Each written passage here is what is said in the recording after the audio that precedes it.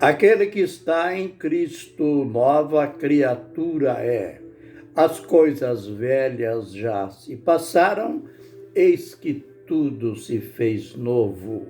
Segundo aos Coríntios, capítulo 5, verso 17. Ministério Pão Vivo, mais um bocado de lições na palavra do Senhor. Jesus, ele disse certa feita, mostrando com muita coragem, com muita convicção, ele falando como filho, ele disse que o Pai tinha dado ou deu autoridade para mim julgar. Ou o Pai a ninguém julga, mas ele me deu autoridade para julgar, porque eu sou o Filho do Homem. Que palavra magnífica, ao mesmo tempo misteriosa. A razão de ele estar, a princípio, habilitado para julgar era pelo fato de ser o Filho do Homem. Mas o que quer dizer isso? Quer dizer que, pelo fato de ele sentir as nossas dores, sentir a nossa canseira, as nossas tentações, porque em Hebreus, no capítulo 4 e verso 15, diz que Jesus foi tentado em tudo. Então, note bem, tudo que nós passamos na vida, tudo que o homem passa de tentações, Jesus passou. Mas, por quê? Qual a finalidade? A finalidade era ser capacitado para julgar o homem.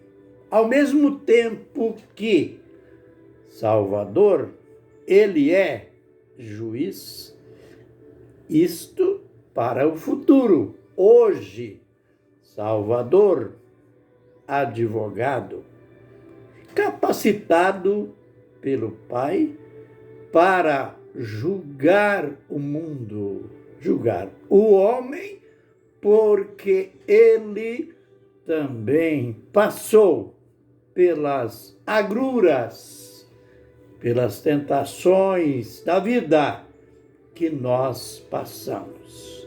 Depois, aqui na carta do apóstolo Pedro, ele mostra um lado mais complexo desse juiz. Primeiro, no verso 5, aliás, no verso 3 deste capítulo, ele fala da série de pecados em que o homem sem Deus, ele se envolve. E ao mesmo tempo que o homem sem Deus se envolve nesses tipos de pecados, eles zombam, eles escarnecem e até blasfemam daqueles que vivem para Deus, dos remidos, dos salvos. E o apóstolo, logo em seguida, ele diz que estes irão dar conta um dia. Mas dar conta a quem? Prefiro até ler para que a gente concentre ainda mais nessa verdade.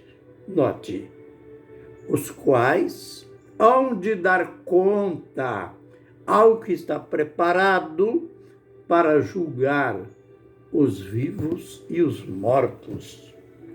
Note o quilate desse juiz. Note a preparação de Jesus para ser juiz de vivos e de mortos.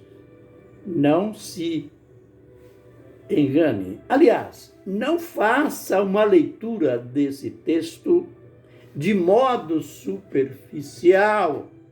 Também me ouça com atenção.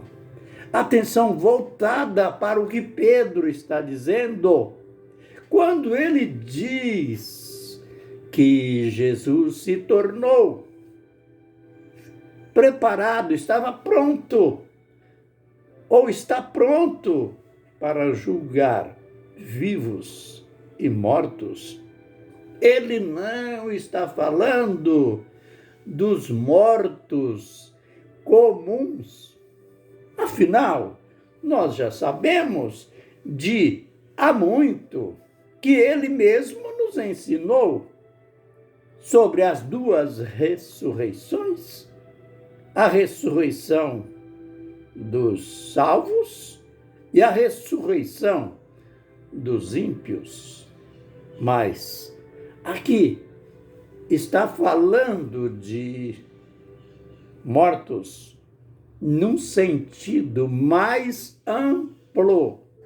O verso 6 explica por que ele está preparado para julgar vivos e mortos. O verso 6, note a clareza, pois é por isto que foi pregado o evangelho até aos mortos. Aleluia! A lição que a gente aprendeu ali no capítulo 3, verso 19, da mesma carta, que Jesus, naquele período tétrico do seu sepultamento, cujo corpo estava sepultado ali, naquele túmulo, mas cujo espírito estava vivo e ativo, pregou aos espíritos em prisão.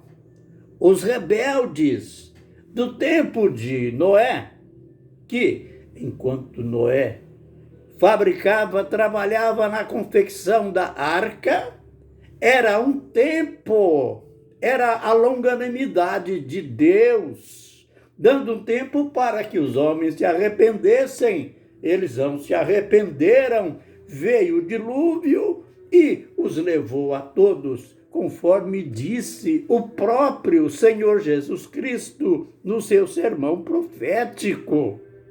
E agora, nesse período em que o seu corpo está no túmulo, ele está vivo e ativo, o seu eu real, o seu espírito, ele está no lado de lá, pregando a esses rebeldes, pregando a mortos.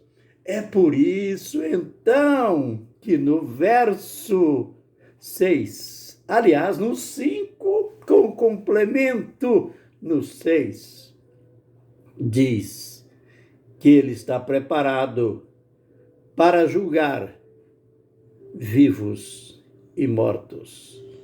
E por que ele está preparado? Porque ele pregou o evangelho até aos mortos. Por isso, ele é um juiz condecorado. Ele está preparado para julgar vivos e mortos. Pregou uma mensagem transcendental. Então, atentemos bem para estas verdades. Hoje ele é Salvador. Hoje ele é advogado. Amanhã ele será juiz. Hoje ele defende. Amanhã, no futuro, no juízo final, ele julga, ele condena.